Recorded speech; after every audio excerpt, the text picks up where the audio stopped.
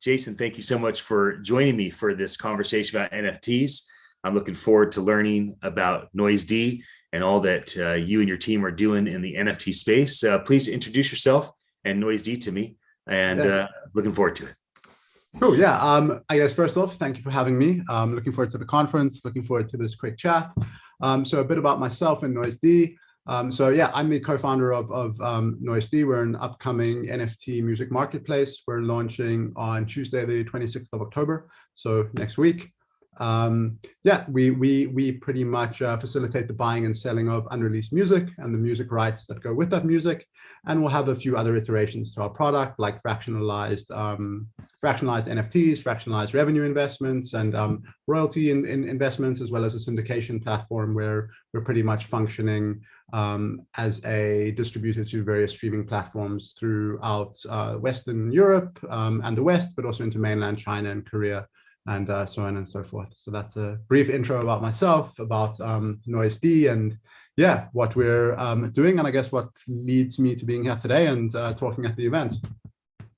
And you said unreleased music. So if an artist comes to you, you're only looking for something that's fresh, that's never been released on Spotify or iTunes. And then if that's the case, do you let new artists come in that have no audience, no community, no following? Or are you really looking for kind of a top tier musician that has an audience, has a community, and then they have a new song, a new record that they're willing to drop in this fashion? So good question. Funnily enough that you asked that, our launch is actually focused on the African market, whereby we have got 20 to 30 African musicians from various countries throughout Africa. They are pretty much indie. A lot of their music is unreleased. And what we're trying to do with the launch is solve a problem that's very inherent to a lot of indie artists. So that's lack of marketing knowledge. That's also being taken advantage of by labels, streaming platforms, distribution houses, production houses, but that's also no control over their own music. And so the reason why we're launching primarily with African-based artists is I am from South Africa, and our team is from different countries throughout Africa, but also those type of indie artists represent the general industry problems to the highest extremes. So to answer your question really briefly, we're focused on really indie and up-and-coming artists. Naturally, we don't turn away bigger artists. We do have a few bigger artists that will be dropping on the platform. The reason that the music is unreleased is because essentially on Noise, you're also buying a collectible. And although you do have the rights to that collectible, so you can monetize it if you want, you can you do whatever you really want with it. It also has that whole theory of, imagine if you bought a Kanye West song before Kanye West was Kanye West, right? No one's ever heard that song, and it accrues value as Kanye West pretty much grows, right? So very similar to what Wu-Tang Clan did when they auctioned off their album, and Martin Shkreli purchased that. He was the Farmer Bro dude, and basically no one has ever heard that album ever, and I believe it's still completely unreleased. So something that is really truly collectible, but at the same time accrues value. So yeah, indie artists, but also the bigger artists, and pretty much anyone who wants to really break free of the constraints that the industry forces upon people. When you think about community development, do you as a company, Noise D, expect to build your own community that the artists get to benefit from, or are you more expectant that artists come in building their own community? If it's 50-50, what is a little bit more important, the artist's own community or the community that Noise D is creating? So I think that they kind of go hand in hand, to be honest. So because it's an NFT marketplace and it's in like a new space, it's generally the community that Noise is building is also that artist's own community, right? Because the artists and their communities are coming into a new space. So together we're actually building this community.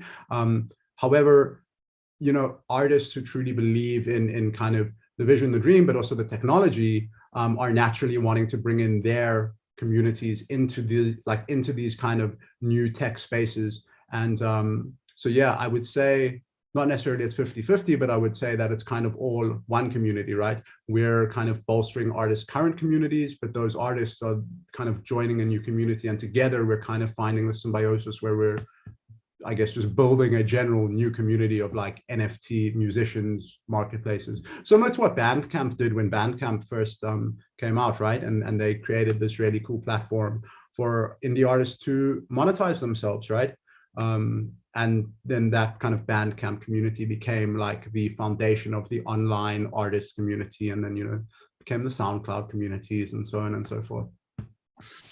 When you think a bit about the future and where things are heading, if I say to you NFT 2024, and you think, okay, a couple of years from now, what are you hopeful around Noise D and the artists you're serving? What are you hopeful for in terms of just the NFT industry as a whole when you project things in the next couple of years? Yeah, so good question. Something that I got asked last night actually by one of the panelists when we were having kind of one of our initial discussions. So I guess for me personally, I see the NFT space being bigger than DeFi in the way that the use cases are just a lot more apparent. I see the space growing, not necessarily on the collectible side, but the space growing into supply chain and logistics management, into anti-corruption, into, you know, rights transferability, which is something that Noise D is doing. You know, and I see the use cases expanding, but I see bigger industry cases happening. So you can call it mainstream if you want, but I'm talking like more B2B cases. And I'm seeing that kind of just spread out throughout. And eventually I think that, you know, the way that the NFT space works and the tech behind it is really going to revolutionize everything, but from B2B big industry to, you know, general kind of consumer industry, from collectibles to, you know, music. What Audius is doing is really amazing, right? So, you know, I think that that's kind of where the space is heading. For Noise D, you know, we just want to really, without, you know, wanting to cuss on air, but we just want to like F up the industry basically, and we want to create something that is allowing artists to really monetize themselves and, you know, not be, you know, so generally coming from South Africa, artists are absolutely incredible. Ghana, South Africa, Congo, everywhere. And you have these big labels who are coming and saying, we'll give you $10,000 or $15,000 and you owe us 3 albums. And this amazing artist will snap up that deal, right? Because $15,000 is life-changing for someone living in, you know, a township in South Africa or living in Ghana. Whereas that's really, really bad, right? And you have these labels taking advantage because they're seeing these people in these really not great life situations. And so with Noise, we really want to change that, and we want to empower artists. And at the same time, we want to really rebuild the industry, right? We want, you know, gaming companies like Rockstar Games to not have to pay $100 million to license music for the car inside GTA, right? Rather just, you know, buy the music directly from the musicians. Yeah, you'll be paying less, but you'll be having great music. The same for indie game developers, the same for indie movie directors, indie production houses. Everybody needs music, even small ad agencies. And so that's where we see Noise going, and, you know, moving also into sound effects, sound design, stuff like that. Anything that makes a cool sound, really. And yeah, so those are the two kind of places I see Noise D going, as well as the general industry.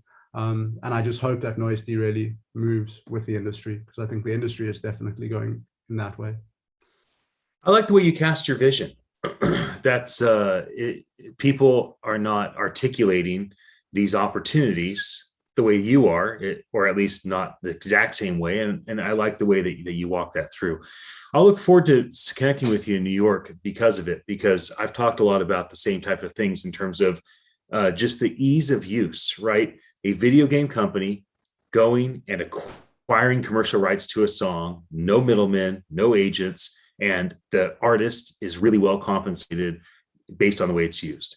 If you have all the Times Square billboards and you have all the attention of the 5,000 attendees of NFT NYC, what would be a final statement you might leave them with? Wow. Okay, so I guess I can play this in two ways, right? The one way would be really blowing up Noise D, and the other way would be blowing up the NFT space. So I would say something along the lines of, I guess, let's change the world and start with music via NFTs.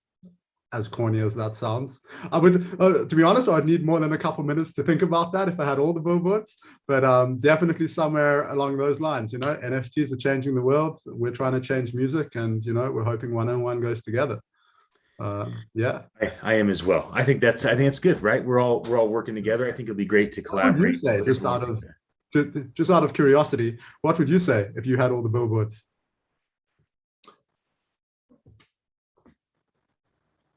Oh, probably something like this is just the beginning, right? Or this is day one, something like that. But maybe I think of something different. It might depend, right? Yeah. Or don't quit, build a castle, things like that. Nice. Right? Yeah. Have a long-term perspective, things of that nature. I think Thanks for this is asking day me. one is great, to be honest with you. Yeah, Like this is day one. I wish I said that this is day one. Yeah. I think that like November 1st, 2021 will be day one of what happens from NFTs from there, because we've never gathered 5,000 NFT builders and enthusiasts together before. So it's a big deal. Amazing. Yeah. Yeah. Well, Jason, thanks for joining me. For anybody that's watching this live or sees the archive, thank you for your attention. My name is Ian Utilli, one of the co-producers at NFT NYC, and we have incredible people like Jason coming to speak at our event, and we're very grateful for it. Jason, again, thanks for jumping in from Germany.